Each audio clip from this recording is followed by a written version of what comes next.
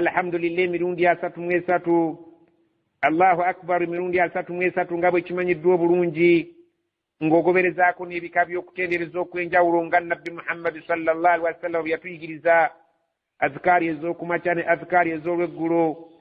Allah asaanidde atenderezebwe nga tumutendereza n'olutendereza olusinga obukulu nga ye swala, ate oluvannyuma lw'esswala tugoberezeeko azikaari ez'enjawulo. وله الحمد في السماوات والأرض وعشيا وحين تظهرون. وله الحمد في السماوات والأرض. الله يا إنام تندو gatenderezebwa n'ag'amalungi mu ggulu ne mu nsi. Mu ggulu eryo bamalayika abamutendereza, ne bwekityo ne mu nsi muno mulimu abamutendereza, yadde nga guweesuliddeyo ogwannaggamba, naye mulimu abamutegeera abamutendereza abatali omu babiri. Wa ashiyan, era Allah atenderezebwa mu budde obw'olweggulo nga ye swala ya asiri. Wa hina tudhirun, ne mu kiseera we muyingirira mu ttuntu nga ye ssaawa ya dhuhuri. Allah subhanahu wa ta'ala atenderezebwa mu biseera ebyo byonna mu matenda ag'enjawulo waggulu, ng'atenderezebwa ne wano ku nsi, era nga bwe bikolebwa mu ggulu bwe bikolebwa ne ku nsi kuno, ng'atenderezebwa n'amatenda ag'enjawulo, bamalayika n'abantu n'amajjinni n'ebisolo, nga bwe yagamba nti tewaliyo kintu kyonna, wa in min shay'in illa yusabbihu bihamdih, tewaliyo kintu kyonna muno mu nsi wa mu ggulu illa okujjako buli kintu kyonna kitendereza amatendo ga Allah, naye mmwe temusobola. Buli kintu kyonna kitendereza yusabbihuna bihamdih walakin la tafkahuna tasbihahum, abantu mmwe temusobola kutegeera ntendereza ya bintu ebyo, naye nga byo bimutendereza nga ye Allah subhanahu wa ta'ala bw'amanyi. Allah subhanahu wa ta'ala bw'atyo bw'atugambye nga aya erimu okunnyonnyola ebiseera eby'esswala ebya dhuhuri ne asr, magharibi wal isha, n'ebiseera ebya salati subhi, nga Allah atusabye atulagidde tubeere nga tumutendereza, erinnya lye nga tulitukuza oluvannyuma lw'esswala, nga twogera azikaari ez'enjawulo. Allah subhanahu wa ta'ala gwe bw'oba weesuliddeyo ogwannaggamba yagambye ebimutendereza bingi, ng'oggyeko amajjinni n'abantu, naye buli kitonde kyonna kiina olulimi n'embeera gye kitenderezaamu, yadde nga gwe toyinza kutegeera ntendereza yakyo. يخرج الحي من الميت ويخرج الميت من الحي ويحيي الأرض بعد موتها وكذلك تخرجون. يخرج الحي من الميت، الله يوجا أفرمي ekiramu ng'akijja mu kifu. ويخرج الميت من الحي، Allah yoyajja mu kifu, ajja ekifu mu kiramu, ate n'ajja ekiramu mu kifu. Allah subhanahu wa ta'ala yakutegeezezza nti olina omutendereza olw'amaanyi ago g'ayina agasobola okubeera nti ekiramu akijjamu ekifu, ate n'ekifu oluusi akijjamu ekiramu, nga bw'oyinza okukitegeera. Wano omumanyi bwe yali avvuunula yatugamba asobola okubeera nti ajja eggi mu nkoko. Allah subhanahu wa ta'ala ye nannyini maanyi ago. Oba oluusi gwe oyinza okivvuunula n'ogamba nti omuntu omulongoofu ate asobola okuzaala omwana atali mulongoofu, oba atali mulongoofu asobola okuzaala omwana omulongoofu. Ago gonna maanyi ga Allah subhanahu wa ta'ala. Yukhriju al-hayya min al-mayyit, afulumya ekiramu ng'akijja mu kifu. Yukhriju al-mayyita min al-hayy, era yeewuuyo ajja ekifu ng'akijja mu kiramu. Empeke bw'ogisimba emala n'efuwa, ate Allah subhanahu wa ta'ala n'agijjamu ekimera ekiramu ng'emaze okuvunda. Wa yuhyi al-arda ba'da mawtiha, yoyo Allah subhanahu wa ta'ala awensi yaffe obulamu oluvannyuma lw'okubeera ng'ebadde ekaze buli kimu ekiriko nga kifudde, n'atonnyesa enkuba ate ensi n'eddamu n'etiba buto. Yoyo Allah akutegeezezza nti oyo ng'osaanidde okusinza ng'osaala mu biseera byonna byakugambye, n'oluvannyuma lw'okusaala ng'ate omutendereza ne azikaari ez'ebika eby'enjawulo. Wa kadhalika tukhrajun, bwe kityo nammwe bwe mujja okufulumizibwa mu ttaka oluvannyuma lw'okufaalwa kwammwe, mumeruke nga ensi ebadde efudde, bw'eddamu ebimera byayo ne bimera bulungi ebibadde bikaze, nammwe mujja kutuuka ekiseera nga mumaze okuvunda, mumeruke. Allah abazzeewo, alina amaanyi agabazzaawo abazzeewo, nga bw'azzaawo ebimera ebibadde bifudde omusana ne bimera ate ne bitiba buto, amaanyi ago agayina agabazzaawo oluvannyuma lw'okufa kwammwe. ومن آياته أن خلقكم من تراب ثم إذا أنتم بشر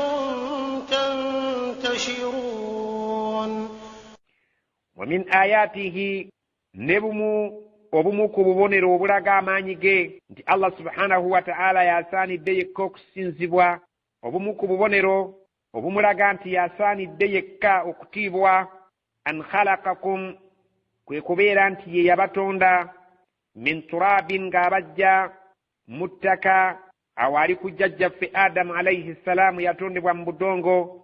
Thumma oluvannyuma lw'okubeera nti yabatonda mu ttaka, idha antum bashar, mwagenda okwesanga nga mufuusa abantu abangi, tantashirun, abamunye ku nsi kuno, nga musangibwa ebule n'ebweya, musangibwa ku lusozi ne musangibwa mu bikko, musangibwa ku nnyanja ne ku lukalu.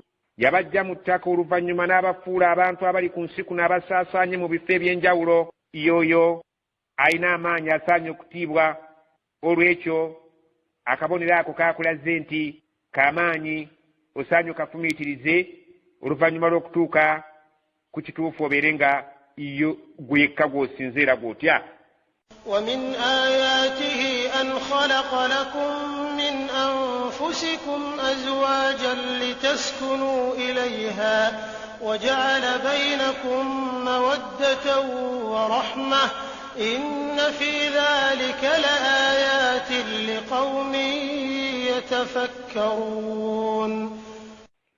ومن آياته era mubumu ku bubonero obulaga obuyinza bwe n'amaanyi ge n'obwakatonda bwe nti asaanidde okusinzibwa.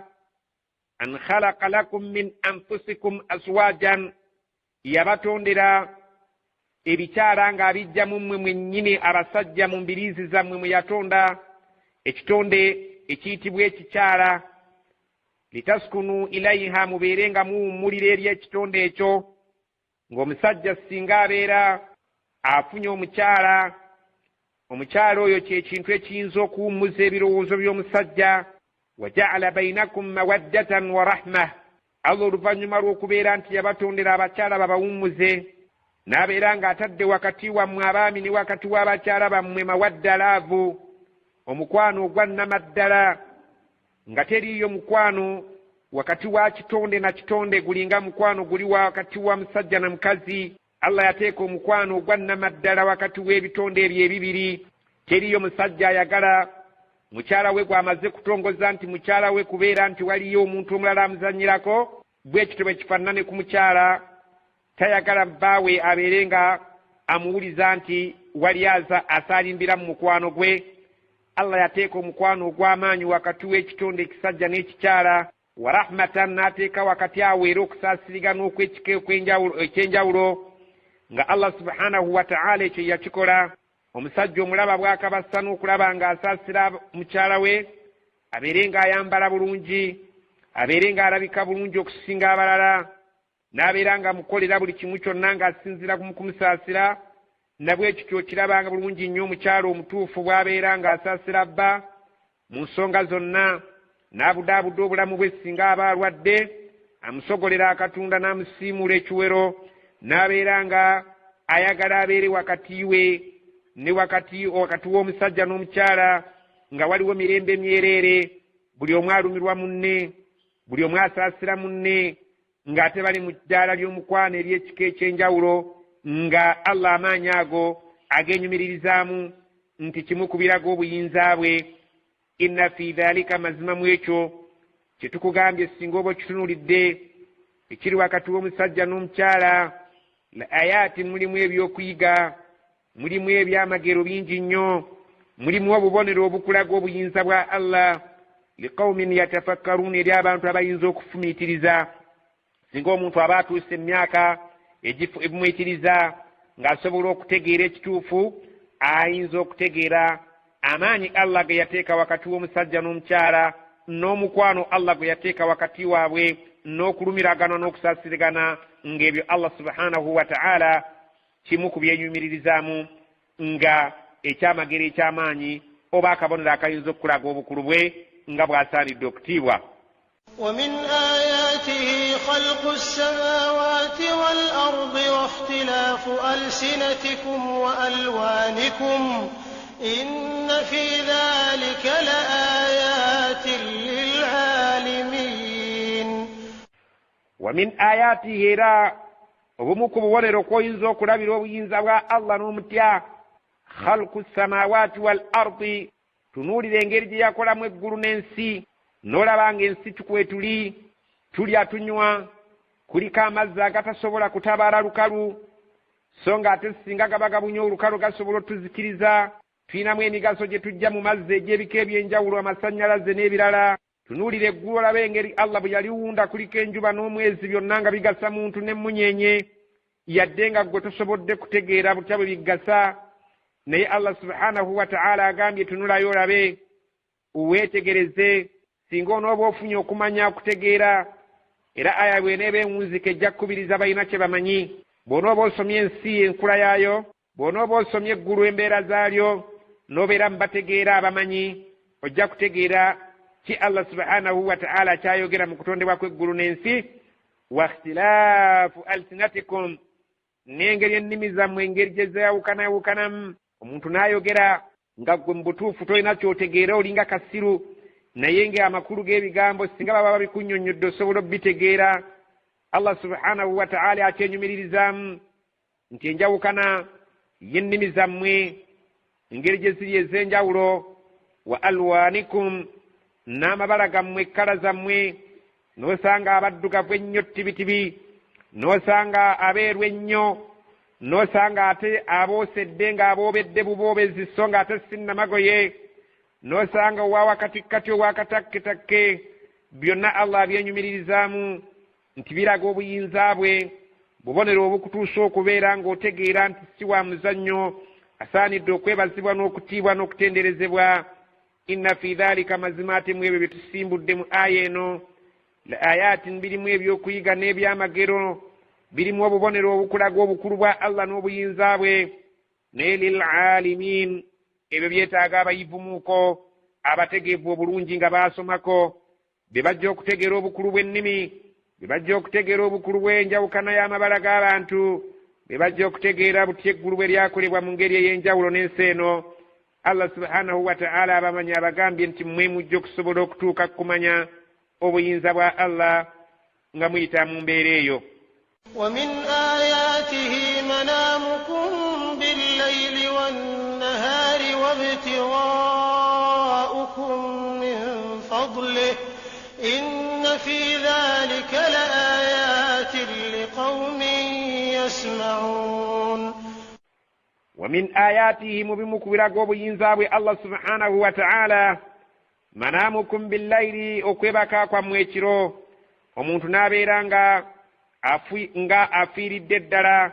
n'omulaba nga yeebase n'omulaba nga awummudde oluvannyuma lw'okwebaka n'okuwummula n'adda mu buto okufuna amaanyi wannahaari tunula n'obudde obw'emisana wabtiqaa'ukum min fadlihi n'engeri gye muyiggamu ebyengera bye obudde obw'emisana singa buba butunudde ng'ekizikiza kivuddewo abantu bonna we babadde batya batambula butambuzi n'omwana omuto n'omukyala atambula olugendo oluwanvu ng'anoonya ekinaayimirizaawo obulamu bwe Allah subhanahu wa ta'ala engeri gye yateeka ekitiibwa mu budde obw'emisana ekitiibwa mu budde obw'ekiro inna fi dhalika la ayatin mu ebyo bye twogedde mulimu essomo erisobola okubeera nga likuyigiriza obuyinza bwa Allah n'otuuka kubeera ng'otegeera ekitiibwa kye n'obukulu bwe liqaumin yasma'un ekyo kijja kugasiza ddala era abantu abayinza okutuuka okutegeera ekyo be bantu abalina amatu abawulira ومن آياته يريكم البرق خوفا وطمعا وينزل من السماء ماء فيحيي به الأرض بعد موتها إن في ذلك لآيات لقوم يعقلون ومن آياته مبمكرا وبينزا الله يريكم البرق أبلغا أرماميا لوغورونغا libadde limyansiza khawfan abamu abantu ne batya nti bayinza okubeera nga laddu eyinza obbakuba ne bateeka n'engalo zaabwe mu matu olw'okutya okuboggola kw'eggulu watamaan ng'ate oluusi balina essuubi ddene nnyo nti ebimera bigenda kubeera nga bitinta lw'amazzi ago Allah subhanahu wa ta'ala atulaga olumamya ku ggulu nga lumyansiza oluusi abantu ne babeera nga bali mu kutya okw'ekitalo nga bateggula okubeera nti liyinza okubatuusaako obuzibu, ate nga balina essuubi nti singa Allah aba abasaasidde ebimera byabwe bigenda okubeera nga bitinta, babeere nga bafuna ekyokulya, n'ebisolo byabwe okufuna amazzi n'okufuna emiddo, babeere nga beeyagala. Ago gonna maanyi ge, era bubonero obuyinza okukulaga obukulu bwa Allah subhanahu wa ta'ala, kubanga amazzi bwe gaba gakalidde tewali gwe muyinza kulaajanira ataliye. Abantu bonna bye basinza babisuula ettale ne bagamba bannaddiini mubeere nga mulaajanira Allah atuwe amazzi, kubanga yekka yalina amaanyi agakola ebyo, sigali mu buyinza bwa byabafuzi. Amazzi tegali mu buyinza bw'ebyo bya lubaale oba misambwa, wabula Allah subhanahu wa ta'ala yekka yakulaga amaanyi gaawo. Wayunazzilu minas samaa'i ma'an, yatusiza amazzi okuva mu bbanga awo, yekka yalina amaanyi ago era gwe tulina okulaajanira singa gabeera nga amazzi gabuze. Fayuhyi bihi al-arda, naawe ensi yaffe obulamu n'amazzi ago ebadde emaze okukalanga buli kimu kifudde ba'da mawtiha, oluvannyuma lw'okubeera nti ekibaddeko kyonna ku nsi omusana gubadde gumaze okkitta. Inna fi dhalika, mazima ate mu ekyo kye twogedde mu aya eyo gy'olabye waggulu awo gye tumaze, ayaati mulimu essomo kkulu nnyo, mulimu obubonero obukulaga nti Katonda mukulu. Liqawmin ya'qiluun, naye kijja kubeera ng'ekyo abakituukako be bantu abalina amagezi. ومن آياته أن تقوم السماء والأرض بأمره ثم إذا دعاكم دعوة من الأرض إذا أنتم تخرجون. ومن آياته مبمكبراغو obuyinzabwe bimukubirago obukulu bwe Allah subhanahu wa ta'ala nti yekka yasaanidde okusinzibwa. An taquma as-samaa'u wal ardu bi amrihi, okubeera nti eggulu liyimiriddewo n'ensi eno ku kiragiro kye. Singa aba yagadde bibeere nga bitabanguka asobola, kubanga innama amruhu idha arada shay'an an yakula lahu kun fayakun. Ekiragiro kye kiri wakati w'ennyukuta aba ne kiba. Singa aba yagadde okubeera nti atuzikiriza nansi oba naggulu kisoboka, naye eggulu liyimiriddewo n'ensi eno eyimiriddewo na kiragiro kye. Allah subhanahu wa ta'ala kamu ku bubonero bwakulaga nti bukulu nnyo singa oba obufumiitiriza, walitegedde obuyinza bwe n'omutya n'omusinza n'otamugattako bintu birala ebitalina buyinza. Thumma oluvannyuma lw'okuyimirizaawo eggulu n'ensi nga biyimiridde ku kiragiro kye, idha da'akum da'watan min al-ardi, bw'aliba abakoowodde olukoowo olubajja mu ttaka nga muzuukuse okugenda muve mu tulo twammwe otw'okufa mugende mu maaso ge, bw'aliba abakoowodde nga Israfiru afuuye eŋŋombe, idha antum takhrujuun, muligenda okwesanga nga mututunukayo mu mkabbuli zammwe nga mufuluma, nga mugenda mu ngeri ey'emisinde emiyitirivu eri Mukama wammwe aliba abeetaaga, aliba abayise, agenda atunule mu ngeri zammwe engeri ki bwe mweyisa nga muli ku nsi. وله من في السماوات والأرض كل له قانتون. وله من في السماوات والأرض, Allah byonna bibye ebiri mu bbanga eyo betumanyi ne betutamanyi, wal ard n'ebiri mu nsi muno nga naawe mwoli ne betumanyi ne betutamanyi, byonna biri mu buyinza bwe.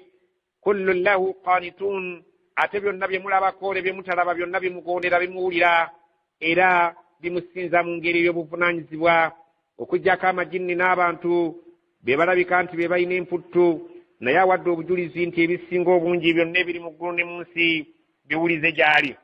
وهو الذي يبدأ الخلق ثم يعيده وهو أهون عليه وله المثل الأعلى في السماوات والأرض وهو العزيز الحكيم. وهو الذي يبدأ الخلق, الله yatandikawo okutonda nga talina waalabira waakoppa, thumma oluvannyuma yu'iduhu, yajja okuzzaawo ebyo bye yatonda nga amaze okubeera nti abijja mu bulamu buno obw'ensi, yajja okubizzaawo ku lunaku lw'akhira. wa huwa ahwanu alayhi, ekyo kye mulabanga ekinene kyangu nnyo gy'ali, tekirimu buzibu bwonna, kumenya mu jjenje ekkalu. walahu almathalu al-a'la, Allah yayina ebitende ebirungi, Allah yayina okwogerwako mu ngeri esinga okuba eya waggulu ennungi. fi samawati wal ardi, nga bimwogerako ebiri mu ggulu n'ebiri mu nsi, nga bimutenda nga bimwogerako amatenda agasinga okuba amalungi. wa huwa al-azizu, Allah yew'amaanyi atawangulwa singa abeera ayina ensonga gy'aba asazeewo okubeera nti eba erina kuba. alhakimu ate takola nsobi buli kyakola akikola mu kiseera ekituufu mu budde obutuufu mu ngeri entuufu. ضرب لكم مثلا من أنفسكم هل لكم مما ملكت أيمانكم من شركاء فيما رزقناكم فأنتم فيه سواء تخافونهم كخيفتكم أنفسكم كذلك نفصل الآيات لقوم يعقلون. ضرب لكم مثلا من أنفسكم الله بكبير اجفانا نينغا تجاكم ممنيني اجفانا نتيغاما هل لكم مما ملكت أيمانكم من شركاء الله سبحانه وتعالى قام أبثم أبانتو mulina eryabo emikono gyammwe begifuga nga bye baddu n'abazaana ku mulembe guno okukisembeza bayite house girl ali mu makaago ne house boy gwofuga bw'oba obayina abantu abo ewakaawo nga gwo bafuga bali mu mikono gyo nga gwo bayinako obuyinza bafuga Allah akubuuza gwe kennyini maka abantu abo boofuga obufuzi min shuraka abayina sheya bayina omugabo gwe gumu nga gwe nnyinimu ku bintu ebibyo ebyawaka fima razaknakum ku ebyo bye tubagabiridde abantu abo bemufuga mu mikono gyammwe abapakasi bammwe waka bwe beeyisa ku bintu bye tubagabirira mmwe kennyini bannannyinimu nga byammwe bwe mubyeyisizaamu ne abo bemufuga bwe beeyisiza mu bintu byammwe bye tuba tubawadde. Ekyokulabirako Allah subhanahu wa ta'ala singa abakuwadde ekidduka mu makaago gwe nnyinimu osobola okukyazika nga tolina gwe weebuuzizzaako kubanga gwosembayo nabwe ekityo n'omukozi wo asobola okukyazika nga gwe bw'osobola okyazika nga tomwebuuzizzaako. Allah subhanahu wa ta'ala kyabuuza nti ku bye tubawadde awo bwe mufuga obufuzi bayina sheya mu bintu bye tubawadde bye mufuga nga fa antum fihi sawa nga mmwe kennyini nabo muli kyenkanyi mu buyinza bw'ebintu ebyo ebiri mu maka gammwe eri abakozi bammwe obuyinza bwe muyina bwe bayina obuyinza bwammwe n'obwabwe bwenkana mu bintu bye tuba tubawadde. takhafunahum kakhifatikum anfusakum abantu abo nga muyina okubatya n'okubagulumiza nga mmwe bannannyinimu bwe mwegulumiza ku myoyo gyammwe ng'ekitiibwa kyowa mukwano gwo atali muddu nga kyosobola okuwa omuddu we oba house girl we oba house boy we mwe balandiroodi ebitiibwa bye muwaŋŋana bye bimu n'ebitiibwa bye muwa abaddu bammwe ng'osobola omuddu wo oba omukozi wo okumuwa ekitiibwa nga bw'owa mukwano gw'omulala landiroodi munno ekitiibwa kye kimu. Allah subhanahu wa ta'ala kyayagala okukutuusaako mu kifaananyi ekyo kwe kutegeeza nti ye nga Katonda ye nannyini ye kamala byonna musobola okuddira ebitonde obutonde bye yatonda mu bifaanaanyirize nga ye mu buyinza ku bintu bye by'ayinako obuyinza n'osinza ekintu ng'obadde oteekwa kusinza Allah nga gw'okakasa nti byonna bye bimu bifaanagana ne Allah. Ayagala kulaga nti waliwo enjawulo wakati wa nannyinimu n'atali nannyinimu, waliwo enjawulo wakati w'omutonzi n'ekitonde. N'ekitonde kiina bwe kikoma nannyinimu ye kamala byonna. Allah subhanahu wa ta'ala yasaanidde okutiibwa obutamugattako kintu kirala nti kyenkana naye. Kadhalika nufassilu al-ayati bwetu bwe tujja tutematema amateeka gaffe nga tubakubira ebifaananyi ng'oluusi tubijja mu maka gammwe oba mu buyinza bwammwe oba mu nsi yammwe liqaumin yaqiluun eri abantu abategeera. Omuntu ategeera teyalisinziza kitonde kubanga ekitonde ekyo kinafu nnyo. Ekitonde ekyo kibeere omuzimu, kibeere omuntu, kibeere lubaale, tewali kisinziza wabula wali badde osinza Allah yenna nnyinimu asobola okubeera ng'akumalira ebyetaago byo nga talina we yeebuuzizza. So ng'ekitonde kyonna tekisobola kukumalira bizibu byo okuggyako nga nakyo kiri mu bwetaavu bwa kukimalira bizibu byakyo. Nga Allah subhanahu wa ta'ala bw'akugambye nti house girl oba house boy tasobola kwazika bintu by'okuggyako ng'amaze kwebuuzaako ate nga gw'osobola okubeera ng'obyazika nga tolina we weebuuzizza. Ekyo omuntu alina amagezi ayinza okutegeera ekyo ekifaananyi Allah kyatukubidde, wadde nga abatalina amagezi bayinza obuda nga kigize okukeerewa eri gye bali okukitegeera. بل اتبع الذين ظلموا